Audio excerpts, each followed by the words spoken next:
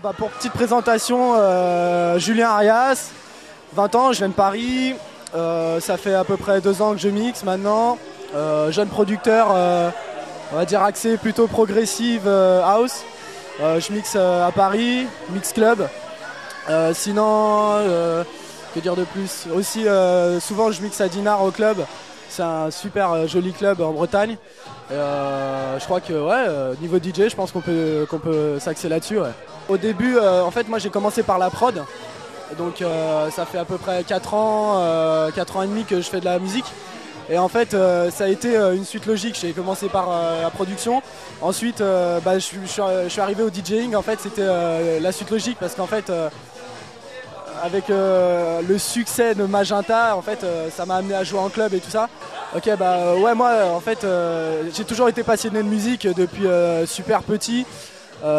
Pour ceux qui captent, moi j'ai toujours écouté Radio FG depuis tout petit, à l'époque où il y avait encore le logo en rond. Et en fait c'est ça qui m'a donné envie de produire et de composer. Donc j'ai commencé comme tout le monde par EJ, des trucs comme ça. Et après il y a eu tous les premiers titres de Bob Sinclair, tout ça, qui sont arrivés, qui m'ont donné vachement envie de faire de la musique électronique.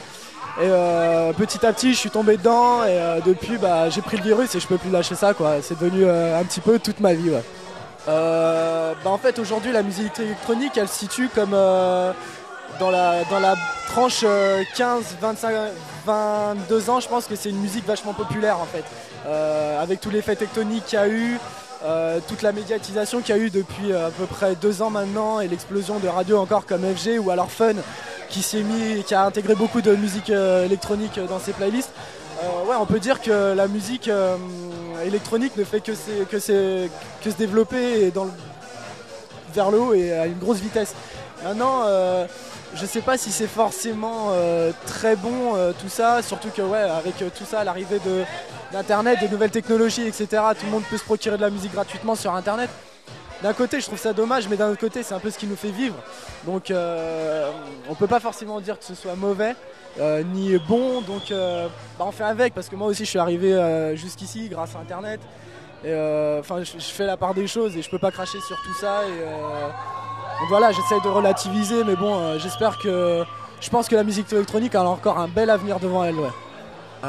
Pour mon cas, je peux pas forcément donner de conseils qui sortent de l'ordinaire, parce que je vais me répéter, je vais dire qu'il faut persévérer, faut y croire, avoir de l'ambition. Et on dirait que ça sort un peu d'un roman ce que je dis, mais moi ça s'est passé plutôt comme ça. J'y ai cru. Faut avoir de la chance, parce que faut avoir un peu les contacts, faut forcer un petit peu les portes de temps en temps. Et une fois qu'on a tout ça, une fois qu'on a acquis tout ça, je pense que finalement il n'y a plus qu'à avoir la bonne musique derrière. Mais je pense qu'il ne faut pas essayer de suivre la tendance, il faut vraiment écouter beaucoup de choses, ne pas être fermé. C'est assez classique ce que je dis, mais faut persévérer et se forger une bonne culture musicale aussi, parce que c'est vachement important dans la musique électronique, vu que aujourd'hui pour faire de la bonne musique il faut savoir varier, il faut savoir étonner, et je pense qu'on peut y arriver que en s'ouvrant musicalement quoi. Donc persévérer et se cultiver musicalement, je pense que c'est ce qu'il y a de mieux quoi. Moi en fait ma carrière je la vois pas s'arrêter finalement qu'à la musique électronique, où moi j'ai commencé déjà par le R&B, le hip-hop, donc j'aimerais bien aussi un petit peu revenir sur des bases, sur des trucs un peu plus dans ce style. Sinon en tant que DJ j'aimerais vraiment pouvoir bouger à l'étranger, faire des dates pas forcément avec 12 000 ou 150 000 personnes, mais des dates magiques quoi.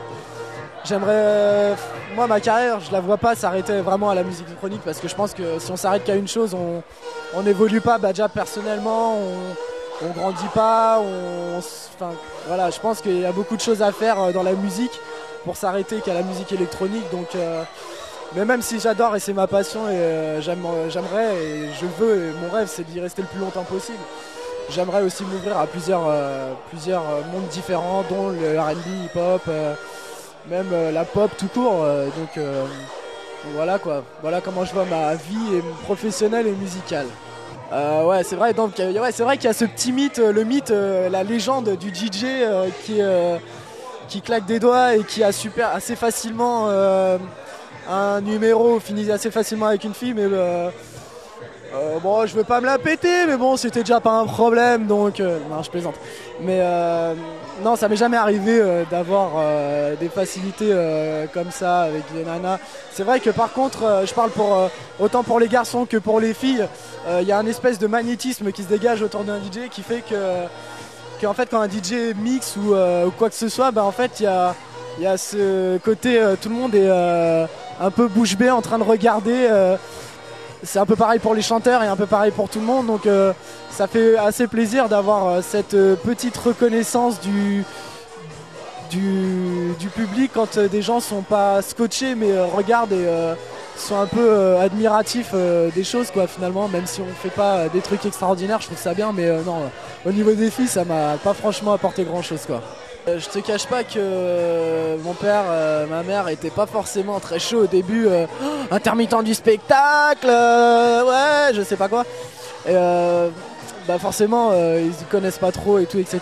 Donc c'est aussi quelque chose qui m'a poussé à me battre et à y croire parce que au fond de moi, j'y croyais, j'avais envie de faire ça. Et ouais, non, c'est vrai que mes parents. Voilà, aujourd'hui ma mère elle est super fière, elle est super contente de ce qui m'arrive, même si voilà, je suis conscient que tout peut s'arrêter du jour au lendemain et voilà. Mais voilà, je continue à faire ce que je peux pour que ça continue et au jour d'aujourd'hui ma mère c'est la personne la plus fière de moi sur cette terre et je pense que c'est la plus jolie des reconnaissances quoi. Donc c'est quelque chose qui me fait vachement plaisir et finalement ouais, c'est ce qui me fait le plus plaisir dans tout ça quoi, que ma mère accepte et trouve bien ce que je fais alors qu'au début elle gueulait et me jetait des assiettes dans la gueule quoi. C'est génial. Moi j'étais déjà venu jouer à Grenoble à l'Espace d'eau en septembre dernier si je me rappelle bien. C'était pas mal, ouais c'était pas mal, mais le public n'était pas forcément compatible avec ce que je jouais quoi. C'était un club plus généraliste je crois si j'avais bien compris. C'était assez spécial, mais ça s'était bien passé. Et, voilà, je m'étais super bien amusé. Et là aujourd'hui, bah, je joue au Georges V pour l'anniversaire de Roman Kay. Donc on va voir comment ça va se passer. Mais bon, la soirée est plutôt bien partie.